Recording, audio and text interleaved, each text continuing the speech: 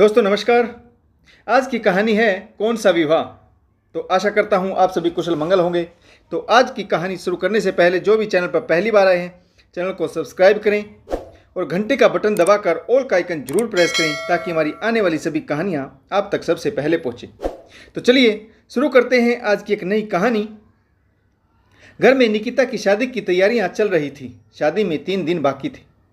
आज ही बुआ और फूफा जी भी अपने बच्चों के साथ शादी के प्रोग्राम में शामिल होने के लिए आ गए थे। निकिता की माँ डिनर परोस रही थी। पूरी फैमिली डाइनिंग टेबल पर बैठकर निकिता की शादी की चर्चा कर रही थी।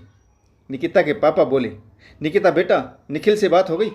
निकिता, हाँ पापा, उनकी तरफ से 30 लोग ही बारात में आ रहे हैं। कोरोना का टाइम है तो जितने कम लोग होंगे उतना ही ठीक रहेगा। रिजॉर्ट पर भी बात हो चुकी है। इवेंट मैनेजर ने पूरी साइट देख ली है। 3 दिनों के लिए थीम एंड डेकोरेशन भी फाइनल हो गया है। फोटोज़ आते ही मैं आपको सेंड कर दूंगी। निकिता की मम्मी बोली, बेटा तुम्हारा लहंगा और गाउन तुम्हारे रूम में पड़ा है, फिटिंग ज़रूर चेक कर लेना। निकिता खाना खाकर अपने रूम में जाने लगी तो दादी ने उसकी तरफ देखते हुए कहा, अरे कोई इसके खाने पर भी ध्यान देगा? 3 दिन बाद इसकी शादी है, इसके लिए अभी तक लड्डू नहीं बनाए? निकिता की बुआ अपनी माँ को समझाते हुए बोली, अरे माँ, अब वह जमाना गया। आजकल लड़के और लड़की दोनों स्लिम बॉडी वाले होते हैं, देसी घी और लड्डुओं से कोसों दूर। निकिता रुककर फिर से कुर्सी पर बैठ गई और बोली, डोंट वरी दादी, मैं दिन भर जूस और पानी पीती हूँ, मेरे चेहरे का ग्लो कहीं नहीं जाएगा। दादी ने बातों पर चटकारा लेते हुए कहा, हमारी माँ तो लड्डू खिलाती थी और तुम्हारी माँ जूस पिलाती है। वाह रे जमाना। निकिता की बुआ ने पूछा, तेरी प्री वेडिंग शूट कब है? निकिता, कल ही है बुआ, गुलेरी कोठरी में। बुआ खुश होते हुए बोली, सही डेस्टिनेशन है, काश मेरी शादी अभी होती, मैं भी वहीं जाती। निकिता के फूफा जी बातों पर चटकारा लेते हुए बोले, तो देर किस बात की है, एक बार फिर से करा लेते हैं शादी। निकिता और निखिल के साथ साथ हम दोनों भी अग्नि के साथ फेरे लगा लेंगे। निकिता के पापा अपने जीजाजी से मजाक करते हुए बोले, सोच लीजिए जीजाजी, अब शादी बहुत महंगी पड़ जाएगी। Resort, theme, decoration, ring ceremony, ladies संगीत, तरह तरह के फूड कॉर्नर। पहले तो बस घर पर ही जयमाला और फेरों से कितना सिंपल काम निपट जाता था। निकिता की मम्मी ने बात आगे बढ़ाई, इतना सिंपल भी नहीं था। घर में 1 महीना पहले ही गेस्ट आ जाया करते थे और पूरे महीने दमा चौकड़ी मस्ती थी। महीने भर पूरा मोहल्ला अचार, पापड़, चिप्स, दाल पीसकर बेसन बनाना, गेहूं धोकर पूरियों के लिए आटा पीसना, न जाने क्या क्या सामान बनाने की तैयारियों में लगे रहते थे। बारात में तो 100 से ज़्यादा लोग आते थे, पर पूरे मोहल्ले और धर्मशाला में उनके रुकने का इंतजाम होता था। पड़ोसियों से चारपाई और बिस्तरे मांग मांग कर धर्मशाला में जमा कर दिए जाते थे।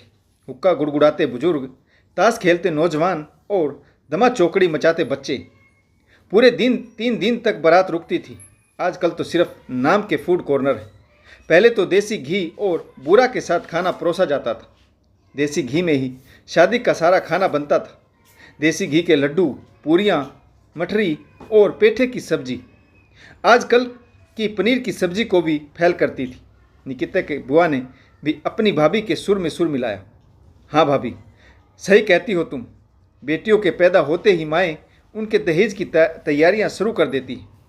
आज भी मेरे पास माँ के हाथों की बनी सच्चे काम की ओढ़नी और कसीदा की हुई चादर रखी है। ओढ़नी की किनारी पर घोटा लगाना, हाथ से शेर शेरनी के झोले सीलना, ऊन से बनी रंग बिरंगी तोरण, न जाने कितना ही सामान परिवार की बहुएं मिल बैठकर बनाती थी और लड़की का दहेज तैयार किया जाता था। वह दिन भी क्या निराले थे। मंगल गीत गाती हुई औरतें विवाह की सभी तैयारियां संपन्न करती थी। निकिता ने आश्चर्यचकित होते हुए कहा, क्या दादी के हाथ का? ओ माय गॉड, पहले आप लोगों के पास कितना समय होता था, इतनी मेहनत, इतना पेशेंस। आज मुझे कोई कह दे तो मुझसे तो इम्पॉसिबल। दादी ने अपनी आंखों पर चश्मा चढ़ाते हुए कहा, हमारे पास तुम्हारी तरह यह मोबाइल नहीं था। तुम तो सारी दुनिया हाथों में लेकर घूमती हो, जहाँ चाहो जिस चीज़ हाजिर हो जाती। हमें तो अपने दिमाग और मेहनत पर ही भरोसा रखना पड़ता था। आधे से अधिक रिश्तेदारों के टेलीफोन नंबर दिमाग की मेमोरी में सेव रहते थे। निकिता ने उदास मन से कहा, हाँ दादी, फिर तो आप लोगों ने शादी से पहले कभी बात भी नहीं की होगी। निकिता की बुआ उत्साहित होते हुए बोली, अरे बात तो दूर की बात, तुम्हारे दादा दादी ने तो एक दूसरे को वरमाला पर ही देखा था, और मेरी शादी तो लोकल थी, इसलिए एक बार चोरी छुपे तेरे फूफा जी मुझसे मिलने आ गए, तो दोनों घरों में बहुत बड़ा बवाल हो गया था। निकिता कुर्सी से उठकर अपनी बुआ जी के पास आकर बोली, ओ माय गॉड, सीरियसली?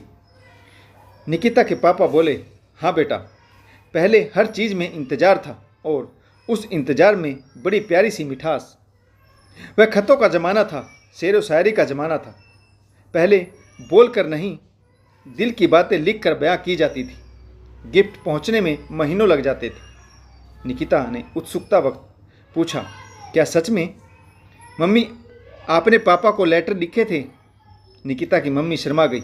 बुआ ने कहा, हाँ हाँ लिखे थे बेटा। तेरे पापा 4 खत लिखते थे, तब जाकर तुम्हारी मम्मी 1 लिखती थी। वह 90 का ज़माना था, जब हम घर वालों से चुपके चुपके सिनेमा जाया करते थे, छत पर रेडियो लेकर गाने सुना करते थे। आज हम तुझसे सारी बातें कर लेते हैं। हमारे टाइम में हम अपने बड़ों से ऐसी बातें नहीं करते थे। पिताजी के आते ही सारा घर सन्नाटे की गोद में चला जाता था। निकिता ने जैसे ही अपना फ़ोन देखा, ओ नो, मैं तो आप लोगों को बताना ही भूल गई कि कोरियोग्राफर आ गया है।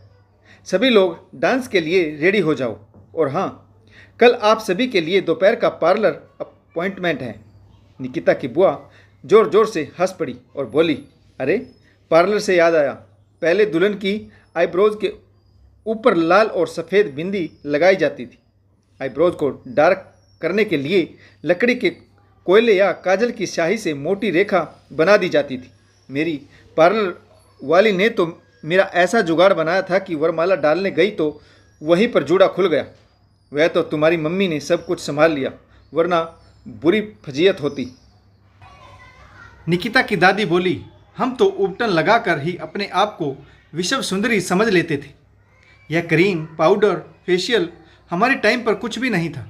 निकिता ने दादी के गले में बाहें डालते हुए कहा, शायद इसीलिए दादी आप लोगों की नेचुरल स्किन ही बहुत अच्छी थी। लेकिन अब पोती की शादी है, फेशियल तो कराना ही पड़ेगा। शादी में आपको तो ऐसा मेकअप होगा कि आप सबसे यंग लगोगी। सचमुच अब मुझे लगता है कि आप लोगों के लिए कितना मुश्किल था किसी नए अनजान घर में जाना। मेरा मतलब है कि मैं निखिल को 2 साल से जानती हूँ, और पिछले 6 महीने से हमारी एंगेजमेंट हुई है। तब से हर रोज़ मैं उसकी पूरी फैमिली से बात करती हूँ। यहाँ तक कि अभी तक मैं कई बार सबसे मिल भी चुकी हूँ। वह घर आंगन अब मेरे लिए बिल्कुल भी नया नहीं है। उस घर के लोग और उस घर का सिस्टम सब कुछ जानती हूँ। निकिता की बुआ ने कहा, इसीलिए बेटा, हमारे ज़माने में लड़कियाँ शादी के नाम से घबराती थी। एक तो उम्र छोटी होती थी, दूसरे अनजान व्यक्ति जिन्हें पहले ना कभी देखा और ना ही जाना। पर आज की दुल्हन पूरे आत्मविश्वास के साथ कदम बढ़ाती है। निकिता ने अपनी शादी बिल्कुल वैसे ही प्लान की थी जैसे वह चाहती थी। शादी की हर चीज़ उसकी पसंद की थी। निकिता की मम्मी, पापा, बुआ, फूफा जी, दादी सभी ने भी सबकी पसंद के साथ साथ खुद का भी पूरा ध्यान रखा और फुल मस्ती की, जो वह अपनी शादी में नहीं कर पाए। दोस्तों, हर वक्त की अपनी मुश्किलें होती और अपना आने वाला समय अपने साथ अच्छा बुरा, माइनस प्लस दोनों लेकर चलता है।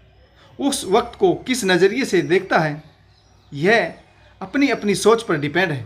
तो दोस्तों, आशा करता हूँ आपको यह कहानी ज़रूर पसंद आई होगी, और कमेंट्स करके हमें बताइएगा कि किस ज़माने की शादी आपको अच्छी लगती है। तो कहानी पढ़ने के लिए आप सभी का बहुत बहुत धन्यवाद। अगर आपको हमारी कहानियाँ अच्छी लगे तो लाइक, शेयर और कमेंट्स करना बिल्कुल ना भूलें। तो जय हिंद, वंदे मातरम, भारत माता की जय, जय जवान और जय किसान।